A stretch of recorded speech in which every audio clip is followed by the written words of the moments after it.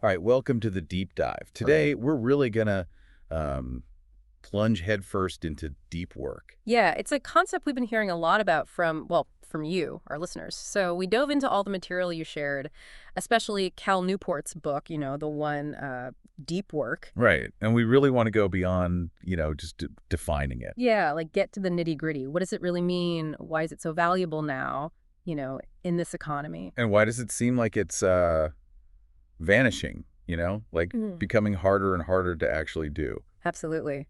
And the biggest question, the one we really want to unpack is how do you actually cultivate more of it in your life? Like practical stuff you can start doing right now. Exactly. We want to give you those light bulb moments, those actionable strategies. And we want to make sure it's digestible, right? No one wants to be bombarded with a ton of theory. Right. We're all about clear, concise insights that directly connect to, your goals. All right. So first things first, what exactly is deep work? So from everything we've gathered, it's all about those long periods of really intense focus. Yeah, like no distractions, zero.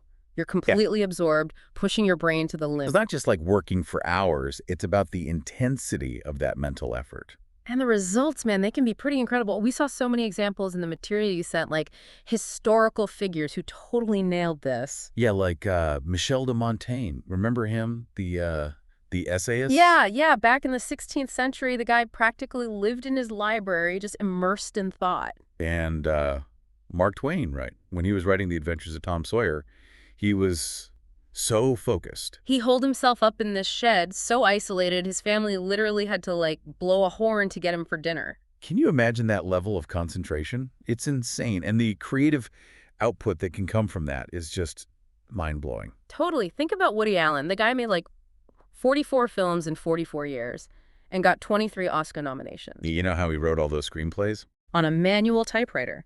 No computers, no internet, just pure, uninterrupted focus. One of our sources even called it an absurd rate of artistic productivity. And it's not just limited to, creative fields. Even in science, we see this over and over again. Like Peter Higgs, the physicist. Remember him? The Higgs boson guy? Oh, yeah. He was so dedicated to his work, so focused that when he won the Nobel Prize, journalists couldn't even find him. The guy was completely off the grid. Shows you how deep he was in his research. And this commitment to deep work, it's not just about, fighting modern distractions. Well, it's a deliberate choice. Like J.K. Rowling.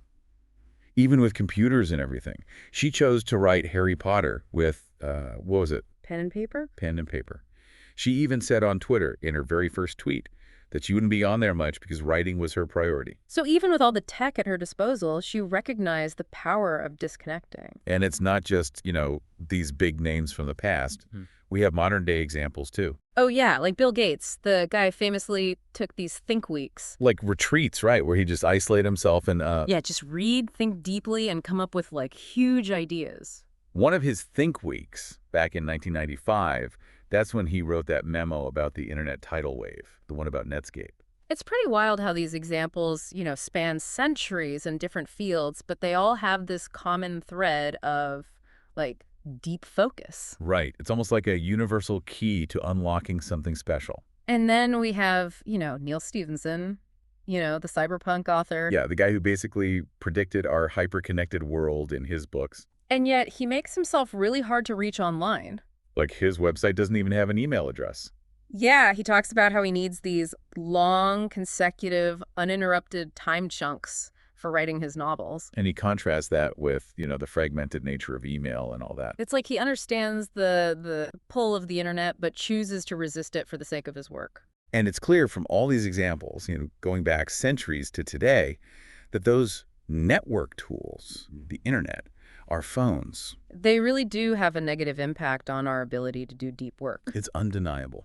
And we're not even getting into the whole societal debate about technology. This is purely about the impact on concentration. Right, just the ability to focus deeply. And it's not just historical figures, right? We have a great story from the material you shared about Jason Ben. Oh, yeah, he was a financial consultant, right? Yeah, and he completely changed his career and made a lot more money by, committing to deep work. And he was learning to code, right? Exactly. He locked himself in a room with just textbooks and note cards. No distractions. 5 hours a day at least, completely unplugged. And he was doing this to prepare for a coding boot camp, right? Those things are notoriously tough. A lot of people don't even finish. But Jason, not only did he finish, he was like the top of his class. And then he landed a developer job in Silicon Valley, went from making $40,000 a year to $100,000 in 6 months. That's incredible. It really shows that deep work isn't some outdated idea, It's a skill that pays off, literally. especially in today's economy, right? Think about it. We're constantly having to learn new stuff, complex systems, new skills. New programming languages, Uh, digital marketing, it's all changing so fast. To keep up, you got to be able to learn quickly, and that's where deep work comes in. Without it, you risk becoming obsolete. Yeah, the world's moving too fast to be a slow learner. So, okay, we get that deep work is valuable. But how does it make you a winner in this economy? Our sources point to 2 key things. First, being able to work alongside intelligent machines. Like not just using technology, but actually collaborating with it, right? Exactly, like Nate Silver, remember? The guy who went from baseball stats to predicting elections. His secret wasn't just having data. It was knowing how to use statistical software, like Stata, to find the insights. The second thing is becoming a top performer in your field. It's Yeah. not just about knowing the stuff, it's about producing. Creating something of value. Like David Hansen and Ruby on Rails. He didn't just learn to code, he built something that people actually used and loved. So it's not enough to just be competent, you got to be exceptional. And deep work is the fuel for that exceptional performance. It's like, remember that phrase from the sources? Consurging rays of attention? Yeah, it was from, Antonin Delmes Sertalanges. He wrote, The Intellectual Life. right. His argument was that to really understand something, to master it, you need this focused, laser-like concentration. And what's interesting is that neuroscience is actually backing this up. Really? Yeah, have you heard of myelin? Vaguely. Isn't it something in the brain? Yeah, it's this fatty substance that wraps around our nerve fibers like insulation on a wire. Okay, so it helps signals travel faster. Exactly. And guess what? Focused practice, like the kind you do during deep work, actually helps build more myelin. So the more you focus, the better your brain gets at, doing that thing. Exactly. Sertalanges was talking about converging rays of attention, and now we're seeing it on a neurological level with myelin. That's amazing. And deep work isn't just about learning faster. It's also about, being incredibly productive. Right, like pumping out high-quality work. Our sources talked about Adam Grant, the professor at Wharton. He publishes a ton of research. And his secret is batching, right? Yeah, he blocks off big chunks of time for uninterrupted work. No distractions, just pure focus. And there's that equation in the sources, the one about productivity. It's like high-quality work produced equals. Time spent times intensity of focus. It's so simple, but, it really highlights that the quality of your focus is crucial. You can't just sit there for hours and expect amazing results. Now, there was one interesting counterexample in the materials, Jack Dorsey. Oh yeah, the Twitter and Square co-founder. His style seems like the opposite of deep work. Tons of meetings, always available. But he's incredibly successful, obviously. So does that mean deep work isn't always necessary? Well, it highlights that depth isn't universally valued. Some roles prioritize constant connection. Like CEOs, salespeople, maybe even lobbyists. Right, but the sources warn against assuming your job requires that. They gave the example of those management consultants who thought they needed to be constantly checking email. But it turned out they didn't. So it's worth examining whether you actually need to be always on. Yeah, maybe deep work is possible in your role, even if you haven't realized it. So the bottom line is, while you might find success without deep work, those kinds of jobs are becoming less common. Unless you have strong evidence that your job requires constant interruption, deep work is probably going to give you a huge advantage. All right, so we've established what deep work is, why it's so valuable, and now the big question is, why is it so rare? Yeah, why does it feel like it's disappearing? Our sources point to some pretty big trends in the workplace that are, actively working against deep work. One of the most obvious ones, visually, is the open office. Those giant spaces with no walls, everyone working together. Like Facebook and Square, they're big proponents of that. People talk about serendipity and organic learning happening in those spaces. But the research actually shows they're incredibly distracting. All that noise, the constant interruptions, even if they're short, they add up. Gloria Mark did some research on attention fragmentation, and she found that even small distractions can make you take way longer to finish a task.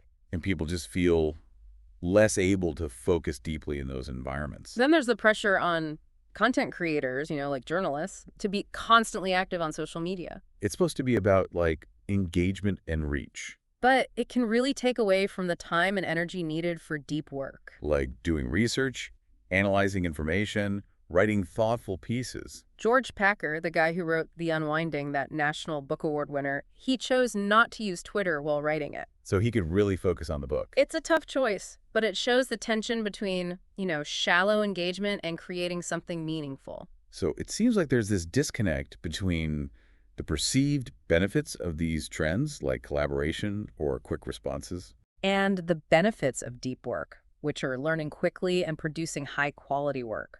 So the question is, why are these trends still around if they might be counterproductive? The sources talk about this idea of a metric black hole. Like, we don't have good ways of measuring the negative effects of these shallow work habits. Like how much productivity is lost due to constant connectivity. It's hard to quantify. So these behaviors just continue because we don't have the data to challenge them. It's like trying to figure out your car's gas mileage with a broken odometer. And this leads to what they call the principle of least resistance in business. Without clear metrics, we tend to do the easiest thing in the moment.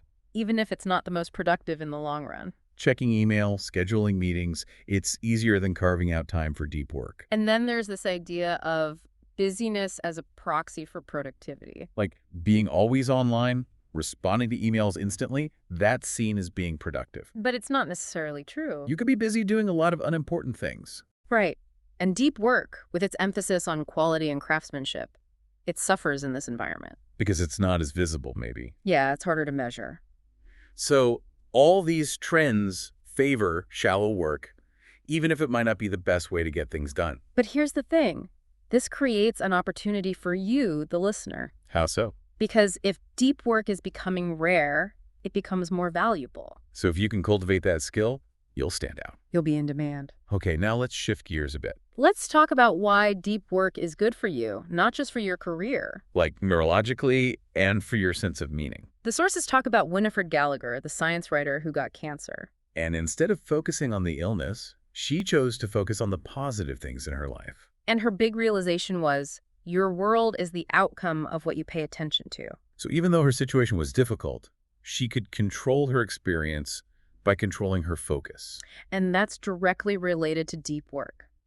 When you spend time on deep, focused work, you're creating a mental world full of meaning. Like that feeling of purpose you get from mastering a skill or building something valuable. It's the opposite of being stuck in your inbox, dealing with all those shallow concerns. Like scheduling problems, financial anxieties, all that stuff. And if that's what you're focusing on all day, your brain starts to think that's what your work life is all about. Stress, irritation, even if there are some positive things mixed in. So, neurologically speaking, deep work is a way to make your work life more meaningful and satisfying. You're engaging your brain in a way that makes you feel fulfilled. And the sources also connect deep work to meaning through this idea of craftsmanship. They're referencing Dreyfus and Kelly, who argue that craftsmanship gives you meaning that goes beyond yourself. It's about finding value in the work itself, in mastering the craft. They gave some great examples. The master wheelwright who understands wood deeply. Santiago Gonzalez, the programmer who talks about beautiful code. Even that medieval quarry worker who said, "We who cut mere stones must always be envisioning cathedrals." It's about appreciating the skill and the process, finding meaning in the work itself. And this challenges the idea that only certain jobs can be meaningful. It's not about the job title, it's about the approach. The craftsmanship you bring to it. Even if you have a seemingly mundane job, you can find meaning through deep work and mastery. And the key here is that developing that craftsmanship, that mastery, requires deep work. It takes time and focus to hone your skills and find that deeper level of meaning. Okay, so we're convinced. Deep work is good, it's rare, it's meaningful. Now, how do we actually do it? The sources give us a bunch of strategies, and we'll cover some of the best ones. Let's get tactical. First, you got to decide on your depth philosophy. You can't just do deep work randomly. You need a plan. Like a strategy for how you're going to approach it. The book talks about 4 different philosophies: monastic, bimodal, rhythmic, and journalistic. They each have their own way of, structuring deep work. The key is to find one that fits your life and how you work. Like the monastic approach, that's all about eliminating distractions, almost completely. Like Neil Stephenson, right? Yeah, very focused, very isolated. And bimodal, that's like Adam Grant, where you have periods of deep work and periods of being more available. So you're switching back and forth. Exactly. The point is, choose a structure that you can actually stick to. Right, what's next? Ritualize. The people who are really good at deep work, they often have these specific routines they follow. Like they do the same things every time they sit down to focus. Think of Robert Caro, the biographer, or Charles Darwin. They had their specific ways of working.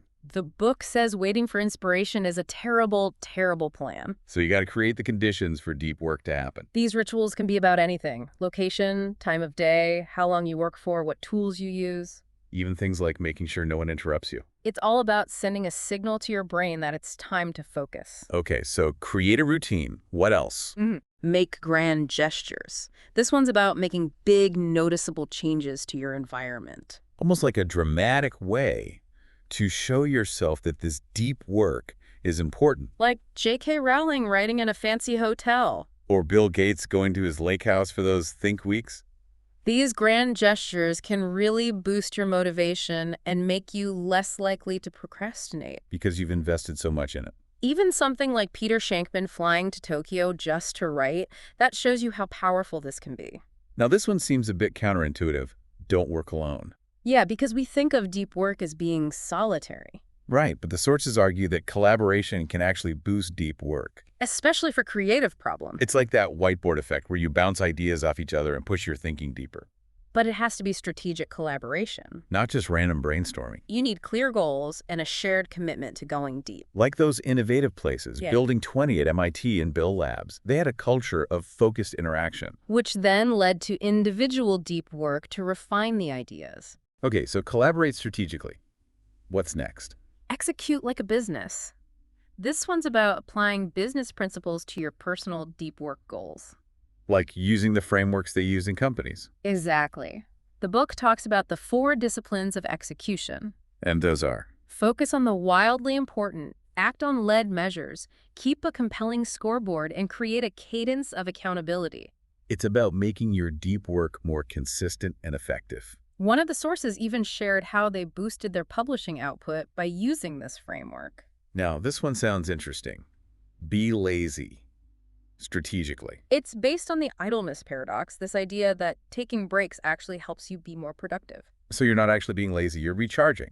Exactly. A good strategy is to finish your work by a certain time each day and then completely disconnect until the next morning. No checking email, no thinking about work. This helps you restore your attention, and there's even a theory for that, attention restoration theory. And spending time in nature or doing something relaxing, that can help too. Our brains have a limited capacity for intense focus, so we need to give them a break. And the sources mention that this can even lead to more creative insights. So strategic laziness is key for deep work. What else have we got? Practice productive meditation. Isn't that an oxymoron? Well, it's not about traditional meditation. It's about using physical activity, like walking or commuting, to think deeply about a work problem. So you're using that time to focus your mind. You start by defining the problem, then think about the different factors involved. And whenever your mind wanders, you bring it back to the problem. It takes practice, but it's a great way to improve your concentration. Okay, last one. This one's a bit out there. Memorize a deck of cards. That sounds random, right? But the idea is that memory training can actually strengthen your mental focus. Even if you don't need to memorize things for your job. Like, it's a mental workout. They talked about Daniel Kilov, who had attention problems but overcame them through memory training. And there's a technique called the memory palace that's apparently really helpful. So even learning a few memory techniques can be a surprisingly effective way to improve your focus. All right, so to wrap up our deep dive today, we've seen that deep work is super valuable, it's becoming more rare, and it's good for you on multiple levels. It's not just about being productive, it's about finding meaning and satisfaction in your work. And by learning these strategies and implementing them, you can really start to experience the benefits. And just imagine, even making one small change today, one step towards more deep work. How could that change your life in the long run? That's something to think about. Thanks for joining us for the deep dive. See you next time.